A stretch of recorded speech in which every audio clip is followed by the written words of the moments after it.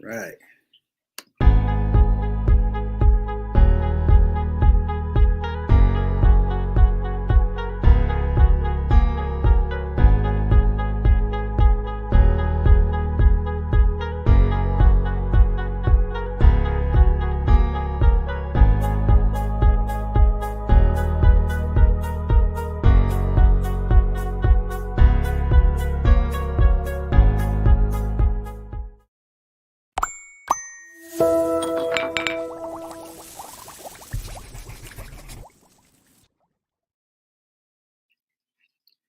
Welcome to the show. It looks like we are live. Do me a favor as you come on in, share this video, invite some friends, and we're about to have an important conversation.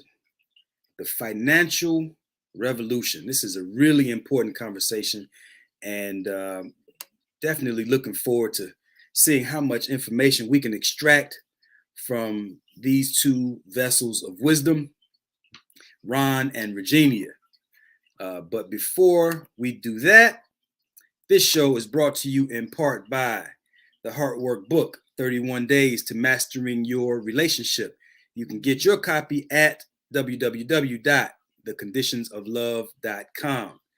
This is a book that my wife and I wrote together. We put our 31 years of marital information, wisdom, harmony, whatever you want to call it, into this book for your relationship improvement. So enough about that. Let's see. Let me introduce myself. I'm Coach Vaughn, the Love Alchemist. I'm a men's health and wellness coach. I'm also a marriage and relationship coach. This is what I'm passionate about. This is what I love to do and enjoy uplifting couples and enhancing relationships. I've been doing this for 20 years now, all around the world. I think it's a little over 20 years now, actually. But anyway, this is what we do here. And each week here on the Living Proof Show, the Love Alchemist presents the Living Proof Show. What I like to do is bring you guys guests every week that for the purpose of enriching your lives as well as my own, because just like I have couples here, I'm learning. I mean, just like I have guests here every week, I'm learning every week too. So do me a favor, hit that like button, smash that like button, and share this video. Hit that like button, share this video, invite some friends, and we're about to get it cracking. Today we have on the show Mr. Ron and Regeania, and they are financial experts. Let me see. Let me bring up the bio real quick. It's really kind of a special surprise this week. So let me jump into it. Ron and Regeania are Revolution. They are the founders, CEO and founders of Revolution Financial Management. They work with the offices and affiliates across the country, and their organization has helped secure stability for thousands of families and has eliminated millions of dollars in debt. They help people manage and save money, eliminate debt, get better returns on their money, and pay little to no taxes on long-term investments, and feel secure with the peace of mind during unforeseen circumstances. Everybody needs that, right? Yes, indeed. So I know y'all heard enough of my voice. You know who I am. You know what I sound like. What you don't know is who we are bringing to the show. So without further ado, welcome Ron and Regeania to the show. How you doing, family? Fantastic. How you doing? Greetings. Right. I'm good. Man, it's so good to see y'all. Good to be seen. Indeed. Yes. Better seen than viewed, right? Exactly. Yeah. Hey, y'all, family, again, do me a favor as you come on in, hit that like button, share this video. We have Mr. Ellis out of, let's see, what is that? Tuning in from the other ATR show. Okay, cool. So for those of you who don't know, Ron and Regeania, well, let's start with Ron. Me and Ron are cut from the same cloth, birthed from the same source. my big cousin. So it's an honor to introduce one of the elders in my family, be interviewing one of the elders in my family, elder statesman in the family. And then this is his lovely wife, Regeania. And like I said, I'm just honored to have them on the show. Ron and Regeania, do me a favor and introduce yourselves and tell the guests a little bit about yourself and what you do. Well, quick for me, as you said, I am your cousin, your older cousin from Chicago, Illinois. We came out here. Actually, we live out here in the LA area, Los Angeles, California. And as you well know, I enlisted in the Marine Corps back in 1984, which is, gosh, seems so long ago. Joined the Marine Corps. Well, first, we came from a great family. Mother and grandfather, man. And then, of course, my mother, Teresa, your mother, Cheryl, the baby of the group. Mom was a teacher. My father was a printing pressman. We always wanted to do more.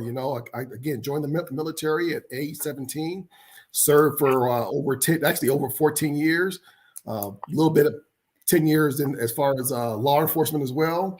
And then I found a great way of life, finances. No one teaches this stuff, but as you well know, things that go on in families, you learn really quick on how to operate. So, and then of course I let my wife introduce herself. I met her a few years ago, and she decided to make me her husband, and she is that rib, that's the rib. So yes, I appreciate her, so she can tell you. Go ahead. Well, my name's Regeania Rose Johnson, and let's see a little bit about me, my background, my family. So I'm from Cincinnati, Ohio, and came here years ago to California. So it was actually the Air Force that brought me here. So, but I spent about 25 years in flight test engineering and IT out there. So managing, multi-billion-dollar aircraft programs. So, and I just really loved the world of flight test. My parents were ministers, right? So, I probably led a sheltered life. So this was all new to me coming to California. But nonetheless, what I did learn was what I didn't know. And you know what? Sometimes we just don't know what we don't know. But in that, I transitioned from one male-dominated career field, right, in engineering, to another male-dominated career field, which is finance. Because when you think of a financial professional or advisor or what have you, it might not be my face that you see, right? You might think of someone else traditionally in that career field. So, but I love what we do. I love working with this guy because he is amazing. I'm just saying, right? I might be a little biased, but that's okay. And for what we do, out there serving the community and serving families. So, and that's kind of it in a nutshell. So, yeah, that's it in a nutshell. Yeah. I can dig it. Listen, back in the day, we used to hear that the revolution would not be televised. Right. The revolution will not be televised, but what you guys are doing is a financial revolution, and lo and behold, it is being televised. Why? What tell me a little bit about what you mean when you say financial revolution.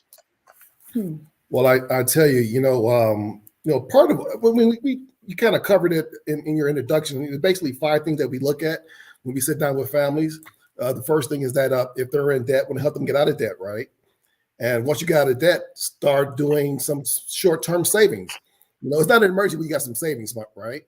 Then, of course, that goes into your long-term savings aspect.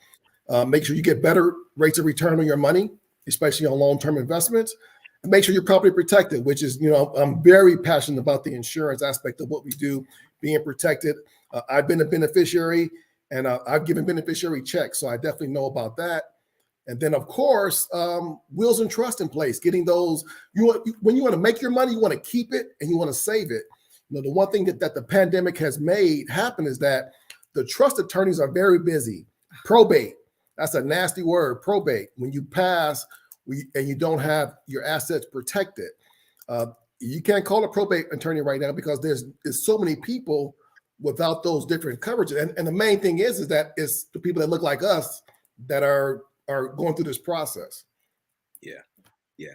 You know, I got my pencil here and my pad, because I know you're going to be using some words that I'm not, necessarily as familiar with, and maybe shares a similar sentiment. So do me a favor and tell me, what does probate mean? Probate, just to give you the in layman's terms, is when you have, say, a property, right? You own a home, correct? Mm-hmm. Yes, sir. A lot of people own homes, but you need to have your home inside of a trust. And a trust is a legal document that's going to pretty much, it tells who gets that property when you pass. Okay, because again, I always tell people, unless you have a fountain of youth in this water, we're all going to go that way, right? But we don't want to talk about it. We don't want to think about it. But if you don't have your items in order, or your business in order, you might have it'll be left up to someone else. The same thing with having advance directives, which is same thing. If you don't have your what do you want to be done medically inside of on document, like you remember before you went overseas, you had to do a trust, right? I mean, you had to do a will, right? When you're in the military, they make you go do a will, right? Yeah. In case you pass power away. of attorney. Exactly, power of attorney. Same thing. You know, it's pretty much a medical power of attorney where if I can't make the decision for myself, my wife can make those decisions. Or in the event of a single person, someone else can make those decisions for them. Again, COVID has taught us way more than what we needed to, because when do we think about this stuff? Welcome to the pandemic. Right. Go ahead, Regeania. Did you have something to add to that, or? Actually, he covered it. So when something happens, right, that's when people think about it. But what we want to do is instill and have those types of conversations where it's not at the 12th hour that someone's trying to determine what they need to do. We say, don't let the courts decide, you decide, right? And take control. And that starts with having that conversation. Yeah, absolutely. Man, I have so many things that I wanted to ask you guys, because it's just so much that I would like to know, and I think a lot that I would like to even share with the family. So here's one question. When should people, you kind of jumped ahead of me a little bit, but that's good. Since you went into trust, let's go there first. What is a trustee? Trustee. And is that something that we should have? Is that something we should concern ourselves with? What is the trustee? Yeah, that's going to be all part of your trust package. Matter of fact, okay, let me give you my disclaimer. I'm not an attorney, but I work with the best attorneys in the country. So what we do is that we refer to, we have a company that we refer to, and what a trustee is that person that's going to say what's going to happen with that property, or with those things that you have left, whether it's jewelry, property, homes, cars, which is the same thing as property, with your money, right? You want to. That's all right. Okay, so that's what that is. So, but again, we have some great attorneys that we work with, and those are things that they go over. They do actually a no-cost consultation with folks to see what way is the best way for them. And again, depending on that the estate that they have, it'd be priced accordingly. So that's really, and it's affordable. It's affordable. People think those things are not affordable, but I tell you, it's cost versus price. Small price now for a big. I'm going through that right now with one of my clients. His parents passed without a trust, and he's going through the probate process. It's going to cost him about 20 grand just because of the family didn't do a $2,500 trust. Wow. Okay. That's a big deal. Huge deal. Huge. Yeah. Huge. Okay, let me slow it down a little bit, because this is getting a little deep for me, a little bit too fast. So I'm a little slower thinker than what you offer me. So let me bring it back just a little bit, and I want to talk about this idea of cash flow. Explain to me a little bit about cash flow, and just kind of what does that mean? Well, I'll let my wife, because she has a great saying that you might have heard, but go ahead. So cash flow. So I typically start with this. It doesn't matter how much money you make. What matters more is what you keep, right? So the cash flow is the income that you have coming in, what's flowing into your household, right? So that is, there are different forms of cash flow. That could be income from your employment, right? From your job, or from maybe whatever business that you might do, right? So that can be from some type of retirement. It could be Social Security. That's income coming into your household. So cash flow would be anything that's coming into your household. Money. Okay. I remember hearing a saying that's similar to what you just said. It ain't what you cop, it's what you keep, right? Cop. Yep. Yes, sir. Okay, so here's another term that kind of piqued my interest when I was looking at over your information. Explain to me a little bit about debt management. And well, first of all, management of expenses, and then roll that right into debt management. Okay. Well, first thing, most people don't have a written, I say that again, written budget. That is so key, where you know what you have coming in, and then you know what you have going out. But also, what a lot of folks have is that credit card demon, right? We don't have emergency funds, and that goes into what we talked about before, where you have short-term savings. The credit card becomes our short-term savings, and then or a replacement for our short-term savings, and we end up going into debt. Okay, and then you hear about these people that have, they get these loan consolidation or these credit card consolidation loans, and they end up redoing the same thing that they did before, where they get, in a bad spot as far as their credit. So not spending money without having a real reason. It's good to have wants, but do you really need it? I want a new car, but do I really need it? Our cars, I used to be in a situation where I would get a new car every 3 to 4 years, but now our cars are, 10, 12 years old, because you figure out that your retirement is not laid up into a depreciating asset, which is a car. They say that, you drive out the lot, it drops X amount of dollars. That is so true. So put your money into things that appreciate and not depreciate, if that makes sense.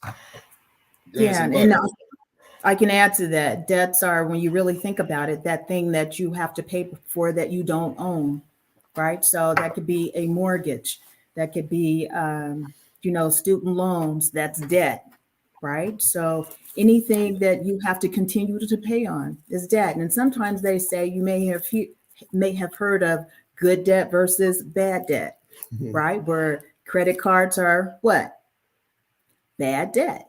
If you're paying 29% interest on those cards, right? So, yeah. Versus home owner. I'm sorry. My apologies. Go ahead. No, go ahead. I think that was it. Yeah. So give me an example of good debt. What is good debt? Some may say that home ownership is good debt, right? Because that's something that should be appreciating, right? Okay. I can dig it. Mm-hmm. So as we talk about this, Ron, you mentioned before something about an emergency fund. Go into that a little bit for me. Either one of you. I don't really care which one of y'all. Well, again, I'm gonna revert to talk about the pandemic a lot, right? Because that really gave us a indication of where people are. Actually, being out here in California and us being close to a military base, you see this every year almost, where you have a situation where the government's not being funded, or have the position of maybe not being funded, and you have a government employees that have great jobs, and they might miss a paycheck, right?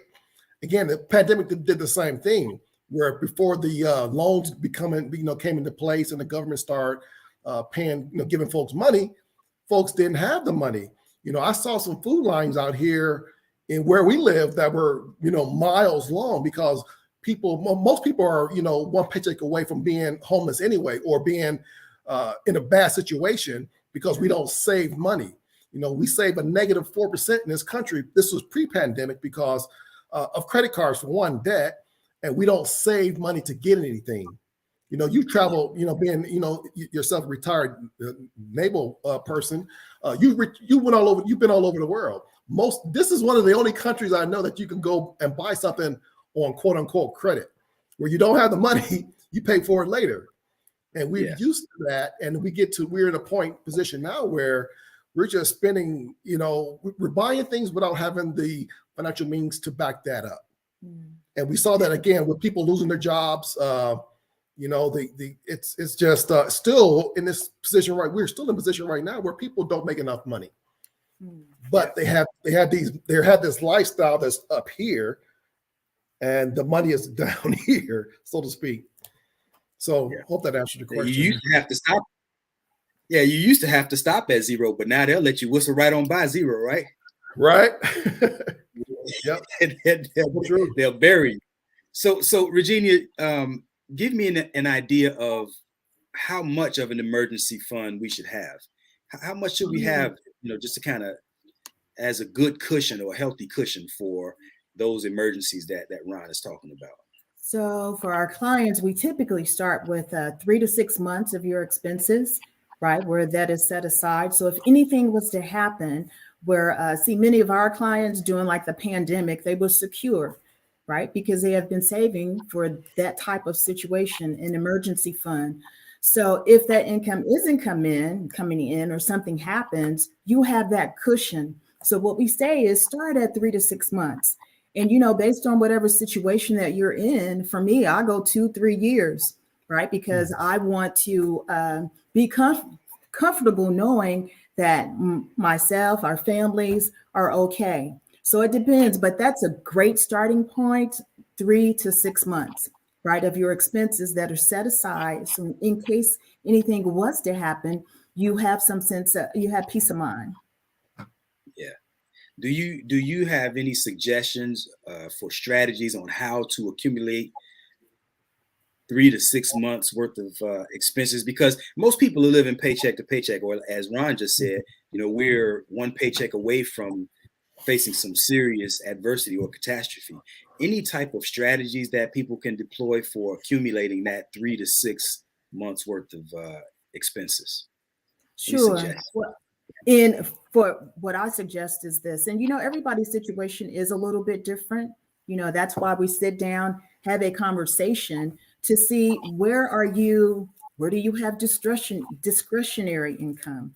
You know, are you paying $300 on a cable bill, right? What are some of those things that you can cut, right, to be able to save more? Are you spending that $5 on that Starbucks every day?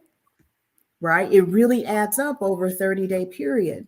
So what one would want to do is just take a look at wherever you are. And our primary goal is to meet people where they are, right? And then in some instances, you just have to earn more income. And we talk about those things too, right? And give them options to be able to do that as well. Excellent. Excellent. So you had another idea on here where you were talking about proper protection. Talk to me a little bit about proper protection.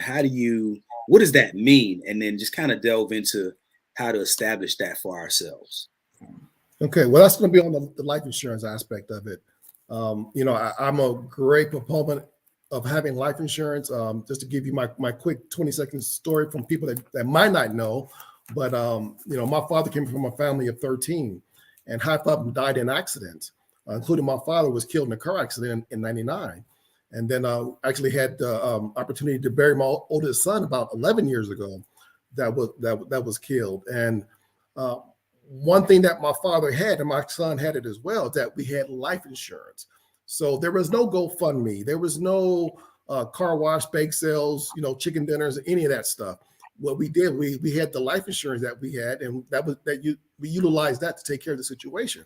So the rule of thumb that we talk about is you need to have 10 times your income plus any debts that you have. So if you make $50,000, you need to have $500,000.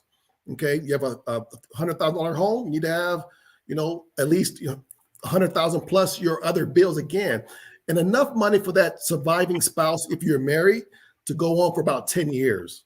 Okay, so replacing your income for 10 years, paying off all your debts. That's about how much insurance you should have.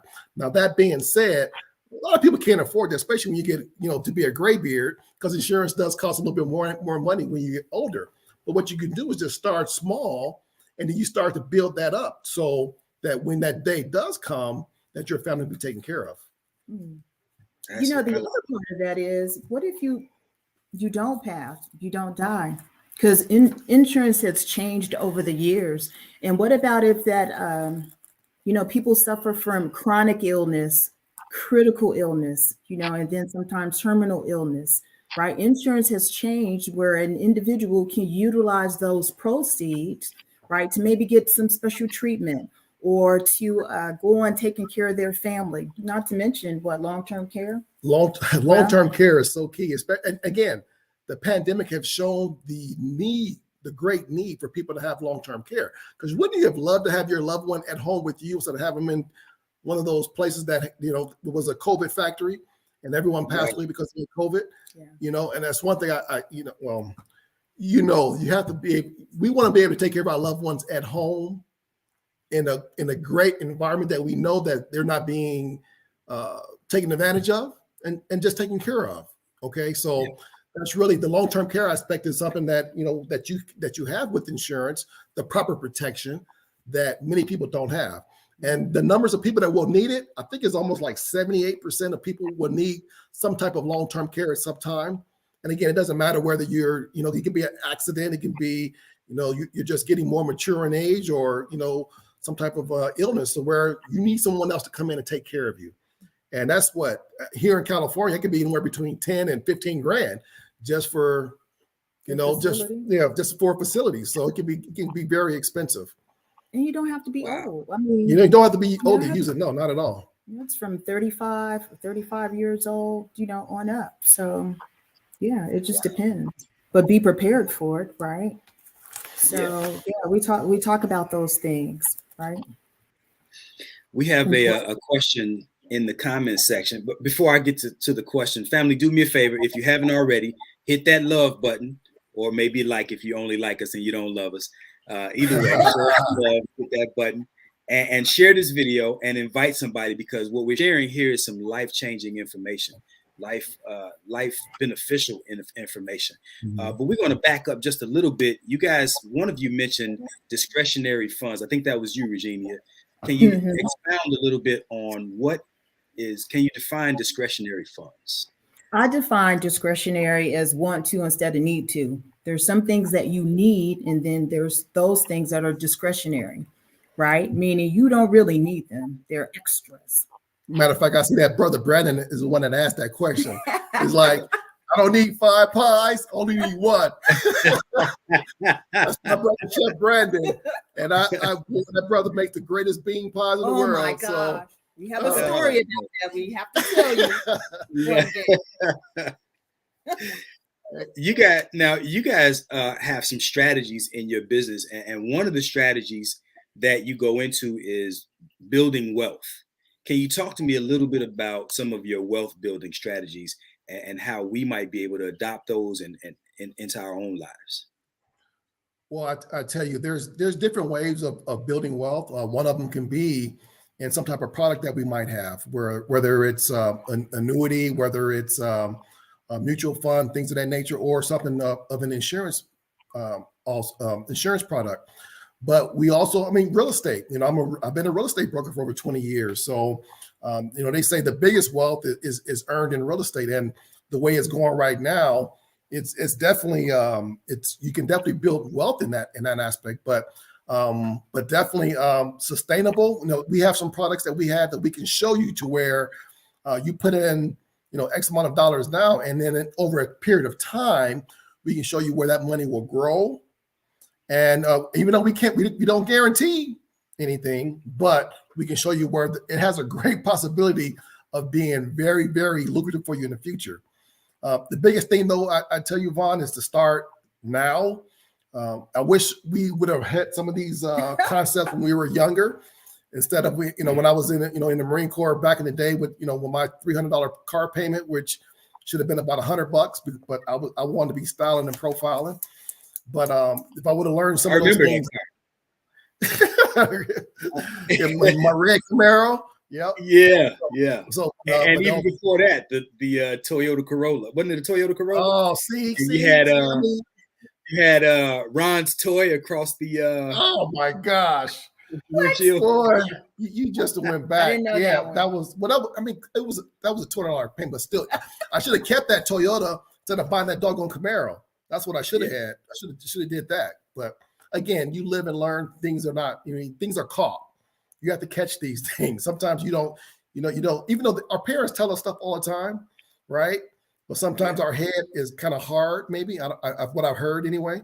So you learn by experience for sure. And some of those wealth strategies, and some parents don't know what to say, what to teach, because they themselves didn't have the information, right? So that's why we say when you are aware of something, once you learn, you are morally obligated to share that information with other people. And so those wealth building strategies are different for different people because it depends on where they are. Right. And so when I said earlier, we just meet people where they are to help them reach the goals that they want to achieve. But that starts with a conversation. Right. And so we do that because we want individuals to feel comfortable and confident. Right. And there is power in that confidence. Right. So that you can be able to get from where you are now, have someone in your corner to help you bridge the gap, to where you want to be. And so that's what we do. And that's why we're here. And so we actually work with hundreds of companies to find the right product for that particular individual. Right. So we're not pigeonholed into one particular project. So that's what makes what we do so powerful. Excellent. So now, in keeping with that theme of building wealth, there are a lot of people who we save money, right? Now, grandma used to keep the money in the house, and there are a lot of elders who used to keep it in the mattress or under the mattress. Right. But some of us got sophisticated and we keep it in the bank, in the savings account. Ooh. What do you think about, right? I say sophisticated. So what do you suggest? Where should we store this money? Is the bank a banking account or a savings account? Is that a good place? Or what do you recommend if not that? Where do we keep this money? Well, again, here's the thing, and people don't check and see what they're actually getting from their bank or their credit union. Credit unions are typically a little bit better. They have a little bit better on the fee structure, and so I do my banking, quote unquote, through the credit union. But what you see is that there's other things you can put your money. Like I said before, mutual funds. It might be money under management. We have companies that we deal with where, you have, $2,000 and they can put it into a professional money manager that can take care of that money for you and let it grow. The biggest thing with help having your money grow is you have to be patient. And many of us are not patient. We want that microwave blessing. You want to stick it in there to the account and, blink 3 times, turn around, and you want it to grow. That's not going to happen. Okay. Of course, like my wife said before, it depends on that particular person and their time horizon, which is how long before they actually want to retire or want to live that life of leisure. Again, I talk about retirement. To me, retirement is not an age. It's about having enough funds to do what you want to do to the level of what you want to do it. Okay. So it's all about lifestyle. Exactly. It's lifestyle. So depending if you want to eat beans and franks, that's fantastic. But if you want to do a little bit of something else, a little something extra, you want to take a trip to California and go see your cousin and hang out, or we take a trip to to Georgia to see our cousins, you can do that and not think about what the costs are. Mm-hmm. So if that makes sense. Again, we have so many different products and services that we can, utilize to build folks' money. It really depends on that person, their level of risk tolerance. Because some of these things, of course, we don't want our clients to lose any money. But if you want to be a little bit more aggressive, you might be, like, for instance, the stock market, for instance. You see the stock market what's going on right now. I think Friday they had the largest drop, right? It was. But in the same token, though, if you want to be safe, safe and steady wins the race. You know, I will actually have a great example with my mother. She's actually to live a life. She has a lifestyle that some people might envy because she's been retired for 15 years. She doesn't have to go to work. She can work if she wants to. House paid for, cars paid for. She can come out to California and get out that cold in Chicago, but she likes it, I guess. Yes. You know, Mom, she loves that. She loves that, you know. But it really depends on that client. And I tell you, I love the different products and services that we have because, I always say we have the best of the best is because we have everybody's products. Mm-hmm. It's like, I don't want to say the Walmart of financial services because they don't treat the people that good. But what can you get at Walmart? Everything. Amazon. Amazon. I don't know. We don't talk about Amazon either. But anyway, we got it all. If you want it and we got it. You just got to figure out what fits good for you.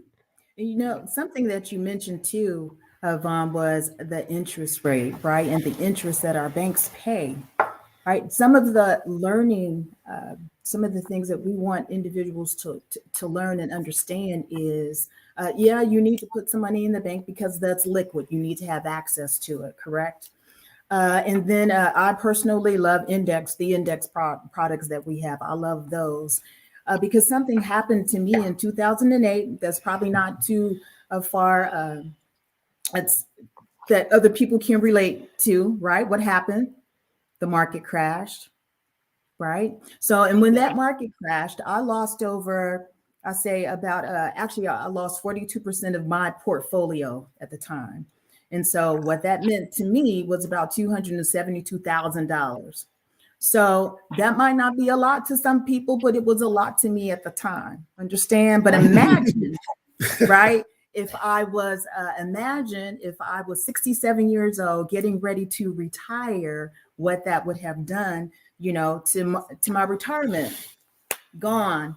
But see, there are other things out there that exist where I didn't have to lose anything at all, but I was not aware of those things, right? So, but once I found out, I was on a mission to make sure that everybody knew. And that's one of the reasons that I started here, in addition to, life experiences, right? So from a woman's perspective, because things happen to us. And so when you want your, your children and those around you to, learn the information, because at the time I had a paid financial advisor who didn't share these concepts with me. So let alone, I was already upset. So you know what I had to do to that individual, right? But see, when I started to learn and get the information, I got excited about it and just wanted to share it.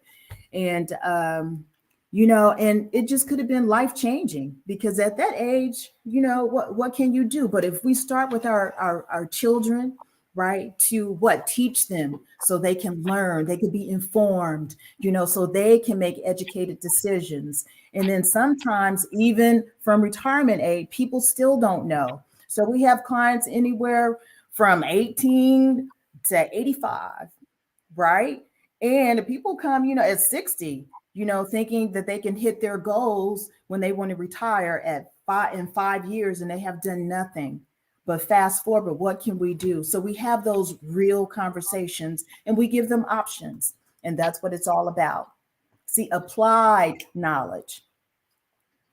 You mentioned something that I think is very important and that we don't talk enough about, and that's educating the children when it comes to this stuff. There's a couple different concepts here. We talk about immediate gratification, which is, the microwave. We don't want to cook anymore. Nobody wants to heat the oven up, right? And then there's this concept of delayed gratification, right? Now, I was reading about a study that was done with some 4-year-old children, and they offered these 4-year-old children a marshmallow, right? Yeah. and the ones that took the marshmallow, so I think the example was something like this. They offered this group of 4-year-old children a marshmallow, and some of them took the marshmallow, right? So the story was either take the marshmallow right now or wait 20 minutes and then you can get, was it 2 or 4 marshmallows or something like that? It was multiple, yes. And so the point was those who a lot of those children couldn't wait, and they had to have that marshmallow right now. Never mind the fact that you were going to double my marshmallows in 20 minutes. But there was an astounding correlation with the a 20% increase in IQ from those who practiced delayed gratification, those who waited that 20 minutes and took the marshmallows that was offered to them, the double amount of marshmallows in 20 minutes. They had a 20% higher IQ or 20% higher, SAT scores, right? So I think that to the point that you were just making, there's something to be said about instilling concepts of delayed gratification into our children. We got a question here from Brandon. He said, what are some of the factors that we should consider when determining the type of retirement accounts that we should have? Brandon, I love Brandon. Well, some of the factors, again, your time horizon. When is it that you want to retire or go into your non-working time period? Okay. Also, is what level you want to retire? Like I said earlier, do you like Bings and Franks, or do you want to live in something that's more palatial, or whatever the case may be? So, again, your time horizon, the type of lifestyle that you want to live. Again, it's not about the money, but it's about the money, if that makes sense, as far as how you retire, because it's not only what you can do for yourself, but what you can do for others. I'm the oldest, my wife's the oldest, my mother's the oldest. You want to be the one that your family can count on when the chips are down and they need something, right? So, but again, index accounts are something that you can think about. And there's different thoughts on this as well, Brandon, depending if you work for a company, because a lot of companies don't have a retirement plan anymore. They said that retirement was, I don't know if you can see my quote, my air quotes here, but the 401k, that was a method that you can retire off of. But if you look at what the 401k is, and if you're not funding it properly, it might not work for you. But if you do have one and they match the funds, they say that might be a little bit better for ones that don't match the funds. So again, I said my mom just popped up there. She worked for the city of Chicago. She has a pension. Okay. So for an entrepreneur, that's something that you need to think about to see, again, what can you put away? What can you put away? And then we can kind of design a plan for you where it might be an insurance-based product. It might be a money market account, or it might be, which might not make a whole bunch of money, but it's better than nothing. So it just really depends on what you have. There are so many doggone different accounts that you can utilize. Again, it's the one that works best for you. Well, yeah. And actually, just to add to that, you want to learn to protect your money and your investments from any market downfall, right? So I specifically like those types of accounts. And when we talked about paying little to no taxes, right? When we were talking about what you keep. So there are those type of accounts and those type of products that are available to individuals. And again, it does depend on your age, right?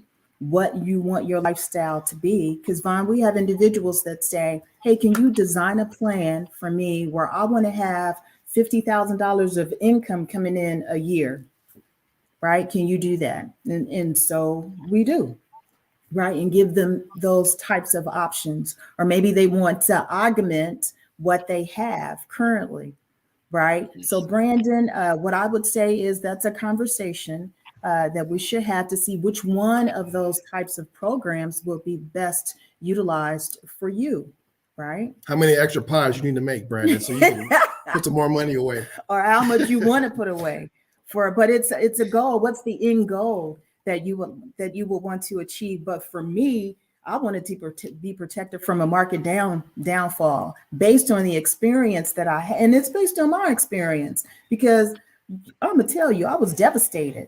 And I'm gonna tell you, when you lose 50% of your portfolio, you think you only need 50% to get back. Well, that's not true. You need a whole 100% to get back to where you were, right? So, and there are cases where if I hadn't lost, I didn't have to lose anything, right? So, but those are powerful things. So we talk about what some of the tools are to help people make money, how to keep money, and then how they can grow their assets. And so those are powerful conversations because we really want people to be confident. You know, we want you to be confident so that you can live the life in retirement that you want. Right. Or if something was to happen to the CEO of your family, that you are secure. And what it ends up giving you is a peace of mind during any type of unforeseen circumstance. And that is the name of the game right there. Peace of mind, especially I can say for me as a woman, right? So as a wife, you know, as a mom, you know, if anything was to happen to the CEO of our family, you know, what do? Of course, we'd be sad. Of course, we would, right? But can life go on? And for some individuals, you know, what if the spouse isn't working, right? And the CEO was the primary breadwinner of that household. And he passes, what happens? I mean, think about that, you guys. How many people do you know that has had some type of catastrophic situation happen to their family? Right. You know? Wow. And how did they come back? Or did they? Yeah, you know, wow, that's powerful. You know, you just made me think about something else. You guys offer several different strategies, and one of those strategies goes into how to preserve wealth. Talk to me a little bit about what that looks like. We talked about establishing wealth, building it, establishing. How do you what can we do to preserve the wealth that we establish? And forgive me, did you if you touched on that already? But I kind of, you know, just kind of want to see if you can delve into that a little bit deeper. No, that's actually an excellent. We we can't touch on that enough.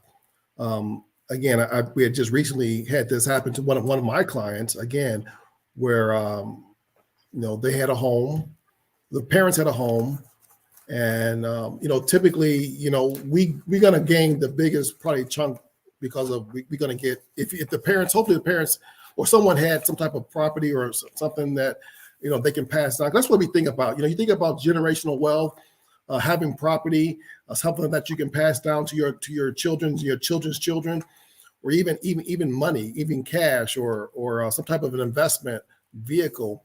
You know, having the wills and trust in place.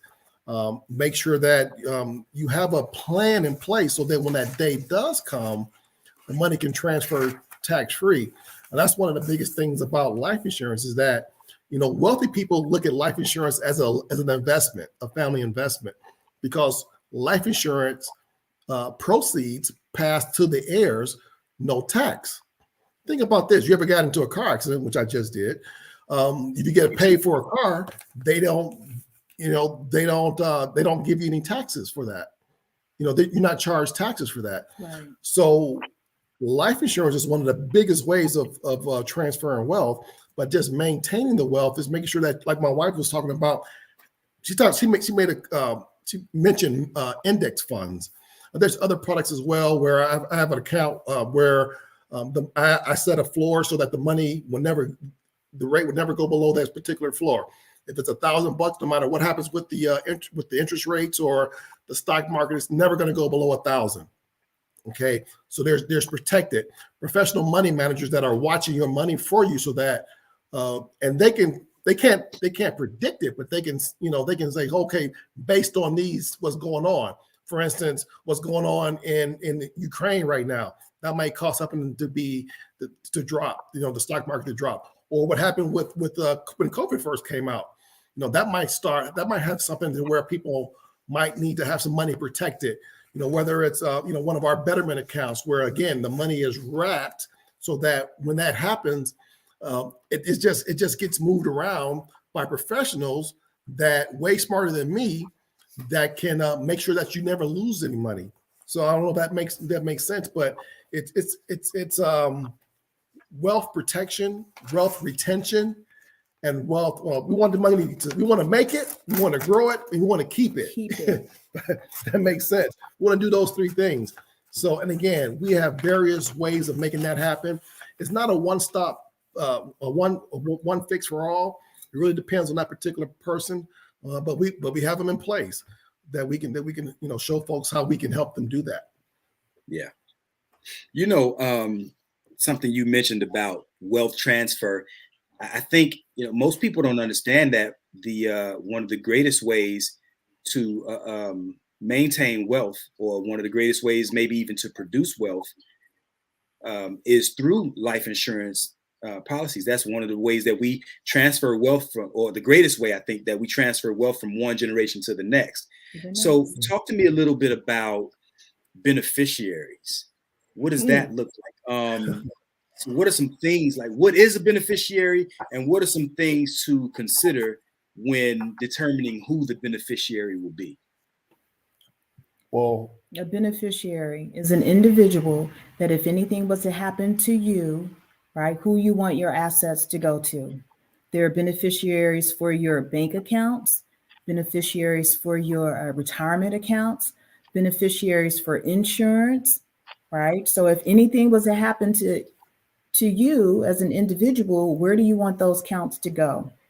Now, if you are if you have children and you want your children to be beneficiaries, right? If they're underage, right, then that presents a different type of, scenario, because you will have a guardian that's going to oversee those funds.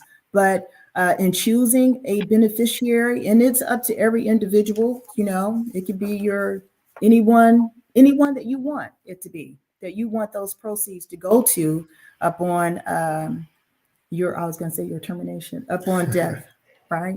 Upon you passing, going to the next life, right? So, and people do that differently. It could be a family discussion, and some people have that, especially when they have children and they want to have that conversation. But I tell you, and just so each one on the call knows, make sure within your bank accounts that you have beneficiaries, right?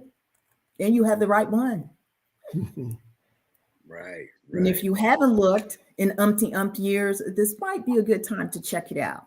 And just so I can add a little bit on that end, and we mentioned your jobs, you have different accounts that you might have a beneficiary. Yeah. If you have the solution of a marriage, when you don't have your same spouse, I've seen where people forget about that part, and the former spouse got the money, and not the current spouse or the children for that matter. So there's things you have to definitely take a look at to see who are your beneficiaries, and make sure. And then, and I want to bring this up too: special needs. That's good. Accounts. If you have children with special needs, yes, and you're going to need them to be taken care of after you're going to heaven and be one of God's little angels, as I call it, you're going to need to have those things in place. And there's a method for that to make that happen. So those are all things that we don't think about at the time, because again, we don't want to think about that part. But you do, final needs. I know if we're going to run out of time here, but final needs are something that's very important that you need to think about. I just had a call with a young lady last week, a couple of days ago, regarding that, because she told me she wanted her kids to think about it. I'm like, no, you don't want your kids to think about this stuff. And unfortunately, we've gotten calls at 2, 3 o'clock in the morning from people that have passed, and they don't know what to do. So again, emotions are high, intelligence are low, and you want to talk about this stuff when you can. Like right now, okay, we can have a 2-way conversation. And I share this again. We're going to talk about it with you, or we'll talk about it about you, and it'll be up to the people that are left to make those different decisions for your going to heaven, be one of God's little angels. Yeah. You got, what I do. I'm the love alchemist, right? I'm the relationship guy. And we didn't even touch on that, but I do want to make mention of the fact that you two are a shining example, or I should even say a beacon of what working together looks like, for couples. And I think that sometimes we lose sight of just how, I like to say it this way. People think that successful couples are successful because they do extraordinary things. But working together is not necessarily something extraordinary. It's really something ordinary. but you're doing it better than everybody else. You know what I mean? So I say successful couples aren't successful because we're doing extraordinary things. We do ordinary things better than everybody else. And I think you two, what you guys are doing here and presenting here is a shining example of that. Do me a favor, and as we end, I'll drop this final question. Tell the people how they can reach out to you, how they can connect with you, how they can work with you, how you can be found. Share with them your social media information, how they can follow you, etc. Mm-hmm. Well, thank you for that. And I tell you, I know we're going to be wrapping up, but I'm so proud of you again. You and Desiree, what you folks have done the last 31 years of your marriage, and the man that you've become. You know, I'm a couple of years older than you, but I see what you've done, and man, I'm just proud. It does my heart good to see that you what you're doing with your wife and with your family. But she is definitely working on me as far as being a better helpmate. I'm hard-headed as well, but and I tell you, financialcrusaders.com. That's my website. We have separate websites, but you can reach us via there, or even on Facebook. Look us up, Ron Johnson and Regeania Rose Johnson. Yes. On Facebook, you can look us up there. We have all types of stuff. Yeah, there you go. Perfect. Yeah, you can hit us that website. You can. Our phone numbers are on there. My phone number's on there. You can hit a button for to set an appointment. And here's the thing: whether you talk to me or anyone else, talk to someone. Okay. If I can employ you to talk to someone before we'll be talking about you with someone else. Okay. Do it now. Do it now, whether it's me or whoever else. Just be like Nike and do it. Okay. Because you have to do it and avoid those things that's so can be so detrimental for your family when you go to heaven and be one of God's little angels. So. And then for me, for the ladies, if we did nothing else but encourage you to have that conversation with your significant other, with your spouse, because now's the time that we need to know. We need to ask the hard questions. What do you want? Hey, and talk about your financial situation, right? And so maybe you can get on the same page if you're not on the same page, but it starts with having that conversation. And we are good mediators, right? Because we've had to do that just so often. And sometimes, people need a hand up, right? And so that's what we want to do. And it starts, just one family at a time. And so I'll send my information out so you'll have it too. And I just enjoy it, and I enjoy your cast, and the conversations that you have are so interesting. They make you think, right? So we've had some discussions just based on some of the things that you've said. Just Vaughn so you know. Vaughn said. I appreciate that. Thank you so much. Yeah, thank y'all for joining me, man. I appreciate you both. I love you both. And man, we're gonna definitely have to do it again, because this is an ongoing conversation. Yes. You know, and I don't know. Things are always evolving, and so I'm sure we can revisit this, and we'll have even more meat on this bone. We can talk about it some more. So thanks again for joining me. I appreciate y'all, man. Thanks for having me. I appreciate you. Appreciate you. Love you back. Y'all have a good night. All right. Good night. Have a great one. Peace, family. Man, good show, man. I really appreciate them being on with us. They share some serious gems, and y'all make sure you reach out to them. Contact them at financialcrusaders.com. They are both a wealth of knowledge and a wonderful resource. And with that, I'll go ahead and end. I love y'all, man. I appreciate y'all. Y'all could have been anywhere in the world, but you're here with me. And I don't take that lightly. And for that, I'm eternally thankful. Love y'all tremendously. I appreciate y'all. Peace.